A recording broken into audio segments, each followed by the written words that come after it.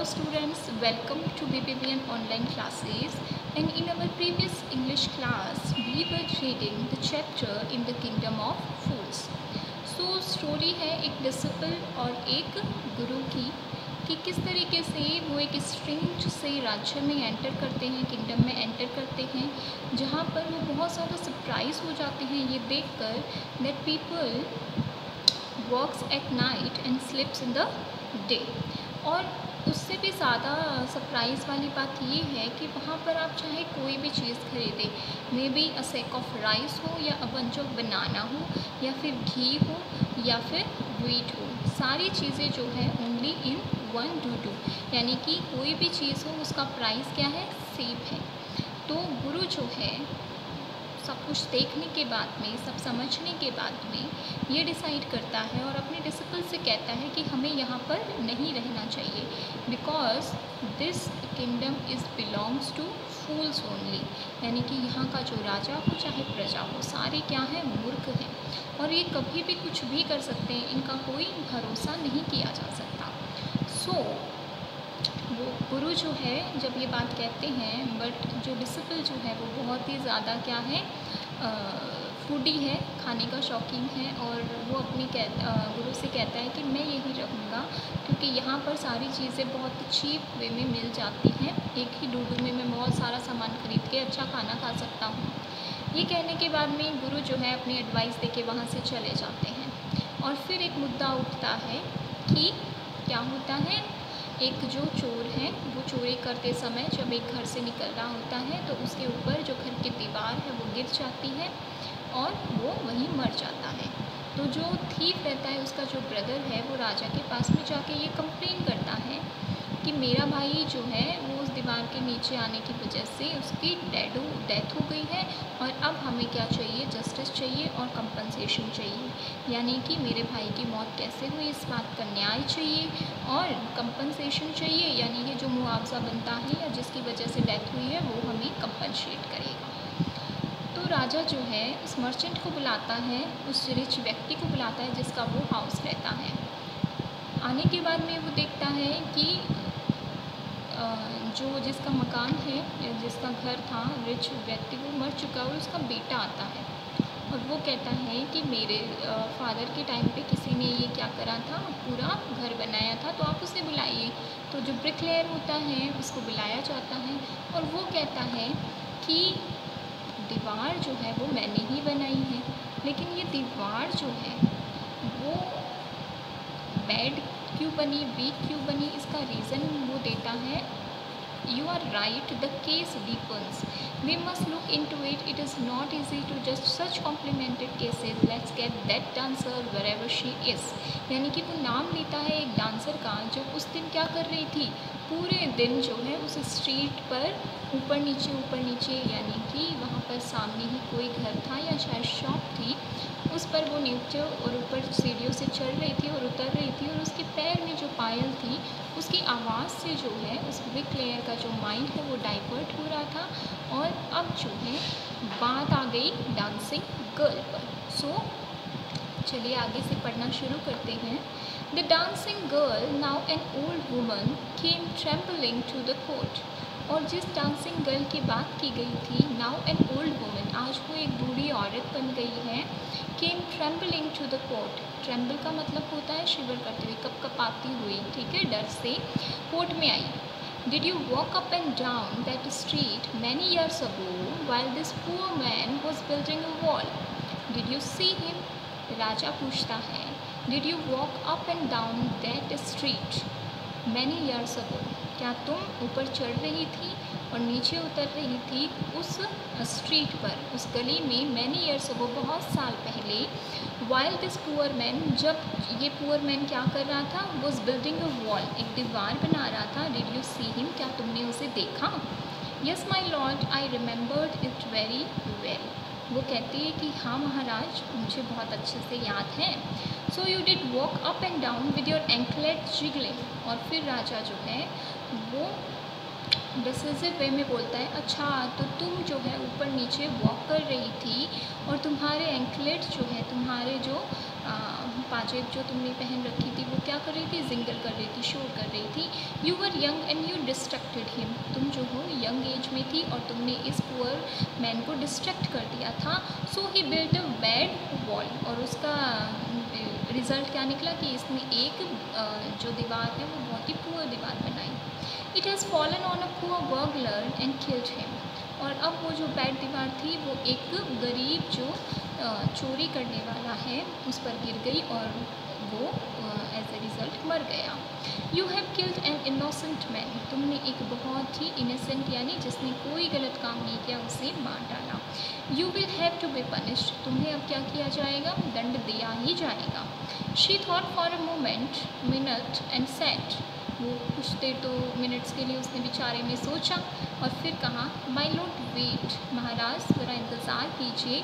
I know now why I was walking up and down that street, अब मुझे याद आया कि मैं उस दिन जो है स्ट्रीट पर ऊपर नीचे क्यों वॉक कर रही थी. I had given some gold to the goldsmith to make some jewellery for me, goldsmith सुनार के लिए आया है. So I had given some gold to the goldsmith, तो मैंने जो है सुनार को कुछ सोना दिया था to make some jewellery for me, और मुझे जो है उससे अपने लिए कुछ गहने बनाने थे, आभूषण बनाने थे. He was a lazy scoundrel, scoundrel जो है गाली के रूप में अब्यूजिव लैंग्वेज के रूप में यूज़ किया जाता है, तो वो बहुत ही आलसी था. He made so many excuses, उसने मेरे लिए बहुत सारे बहाने बनाए वो आभूषण देने में बनाने के टाइम पर. Said he would give it now and he would give it then, पहले तो वो कहता था वो अभी दे देगा, फिर थोड़ी देर बाद में दे देगा, फिर अभी दे देगा, थोड़ी देर बाद में दे देगा, and so on all day, और इसीलिए जब भी मैं जाती तो वो मेरे लिए कोई ना कोई बहाना पूरे दिन बनाता ही रहा. He made me walk up and down to his house a dozen times, और इसी वजह से मैं जो हूँ उसके घर पर एक डजन टाइम से भी ज़्यादा ऊपर नीचे कर रही थी, यानी उसके घर पे ऊपर जा रही थी और वापस नीचे आ रही थी. That was when this bricklayer saw me, और उसी टाइम पे यानी कि अपने गहने लेने के लिए जब मैं जा रही थी उसी टाइम पे इस ब्रिकलेयर ने मुझे देखा. It's not my fault my lord, हे महाराज इसमें मेरा कोई कसूर नहीं है, मेरी कोई गलती नहीं है. It's the damned goldsmith's fault, ये उस लेज़ी गोल्ड स्मिथ यानी सुनार जो है उसका फॉल्ट है. Poor thing, she is absolutely right, thought the king, और weighing the evidence, और अब जो है बेचारा वो राजा सोच रहा है, क्योंकि मूर्ख तो है ही, तो वो सोचता है poor thing, कितनी बुरी बात है. she is absolutely right, ये तो बिल्कुल सही कह रही है, क्योंकि जो एविडेंस सामने आ रही है उससे तो यही लग रहा है. we have got the real culprit at last, culprit का मतलब होता है जिसने वो वाकई में वो गलत काम जो है या फिर वो घटना जिसकी वजह से हुई है वो इंसान. तो वो कहता है कि अब तो हमने रियल जो कल्प्रिट है यानी कि जिसे दंड दिया जाना है उसे पकड़ लिया है. Get the goldsmith wherever he is hiding at once, और फिर वो जो है राजा ऑर्डर करता है कि उस गोल्ड स्मिथ को पकड़ के लाओ, वो जहाँ पर भी छुपा हुआ है अब भी. The Kings bailiffs searched for the gold Smith who was hiding in a corner of his shop. तो यहाँ पर bailiffs का मतलब है वो लोग जो राजा के आदेश को लॉफुली पूरा करते हैं. तो जो राजा के सैनिक थे वो उन्होंने गोल्ड स्मिथ को ढूंढा और वो बेचारा कहाँ पे था, अपनी दुकान के कॉर्नर में छुपा हुआ बैठा था. When he heard the accusation against him, he had his own story to tell. Accusation जो उस पर आरोप लगाए गए वो. So जब उसने अपने पर जो आरोप लगाए हुए वो सुने, he had his own story to tell, तो उसके पास भी अपनी खुद की स्टोरी थी कहने के लिए.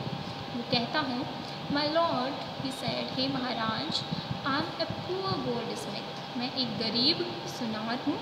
It's true, I made this dancer come many times to my door. ये बात बिल्कुल सच है कि मैंने ही इस डांसर को मजबूर किया कि ये मेरे दरवाजे पर बार बार आए. I gave her excuses because I couldn't finish making her jewelry before I finished the rich merchant's orders. और वो कहता है कि I have gave her excuses, मैंने इसको बहुत से बहाने बनाए इसके सामने, बिकॉज, और इसका रीज़न देता है, I couldn't finish making her jewellery, क्योंकि मेरे से इसकी जो ज्वेलरी है वो बनी ही नहीं थी. क्योंकि अब कारण क्या है, before I finish the rich merchant order, क्योंकि पहले मुझे क्या करना था, एक अमीर जो व्यवसायी है उसका ऑर्डर पूरा करना था, बाद में मैं इसकी ज्वेलरी बनाता. तो जब वही ऑर्डर पूरा नहीं हुआ तो इसकी ज्वेलरी कैसे बनती, और इसीलिए मैं इसे बार बार बहाने बना रहा they had a wedding coming, उनके जो रिच मर्चेंट हैं उसके लिए दे आया है कि उनके घर में शादी होने वाली थी जल्दी ही, एंड दे वुडंट वेट, और आप तो जानते ही हैं कि वो इंतज़ार नहीं करते थे। You know how impatient rich man are, आप तो जानते ही हैं कि ये जो रिच मैन होते हैं, अमीर व्यक्ति होते हैं, धनवान व्यक्ति जो होते हैं, वो कितने ज़्यादा इम्पेशेंट, यानी कि जिनमें धैर्य नहीं होता है। Who is this rich merchant who kept you from finishing this poor man's jewelry, made her walk up and down? तो अब राजा पूछता है who is this rich merchant, अब ये जो अमीर आदमी है, अमीर व्यवसायी है, ये कौन है। Who kept you from finishing this poor men's women's jewellery, जिसने तुम्हें इस बेचारी गरीब औरत की ज्वेलरी को बनाने से रोका था और जिसकी वजह से ये ऊपर और नीचे वॉक करना पड़ा इसे। विच डिस्ट्रैक्टेड दिस ब्रिकलेयर, और जिसकी वजह से ये बेचारा जो ब्रिकलेयर है, दीवार बनाने वाला मजदूर है, ये डिस्ट्रैक्ट हो गया। Which made a mass of his wall, और जिसकी वजह से इसने जो वॉल है उसमें सारा मैस ऑफ हिज वॉल का मतलब है कि एक कमज़ोर दीवार बनाई। Which has now Fallon on an innocent man and killed him, और जिसकी वजह से आज जो है एक इनोसेंट व्यक्ति जो है उस पर वो दीवार गिर गई और वो मर गया। कैन यू नेम हिम, और फिर वो उस गोल्ड स्मिथ को पूछता है उसका नाम बता दो, क्या नाम है। The goldsmith names the merchant, और गोल्ड स्मिथ जो है उस व्यवसायी का नाम बताता है। And he was none other than the original owner of the house whose wall had fallen, और वो और कोई भी नहीं था जो original owner of the house था, उसी हुज वॉल हैड फॉलन, जिसकी दीवार जो है वो गिर गई थी, उसी का नाम था। Now justice had come full circle thought the king, और अब राजा सोचता है कि अब जो है जस्टिस यानी न्याय जो है घूमकर वहीं पर वापस आ गया है, यानी कि जहाँ से जिसके घर से कहानी शुरू हुई थी बात वहीं पर वापस आ गई, बैक टू द मर्चेंट, यानी कि उसी व्यवसायी उसी धनी व्यक्ति के पास में।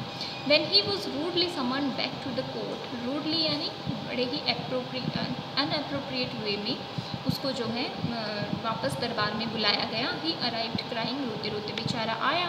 It was not me but my father who ordered the jewellery, he is dead, I am innocent, और उसने अपने बचाव में बात कही कि वो मैं नहीं था जिसने ज्वेलरी ऑर्डर की थी, वो तो मेरे पिताजी थे और वो अब मर गए, मैं तो एक इनोसेंट इंसान हूँ, यानी मैंने तो कुछ किया ही नहीं है।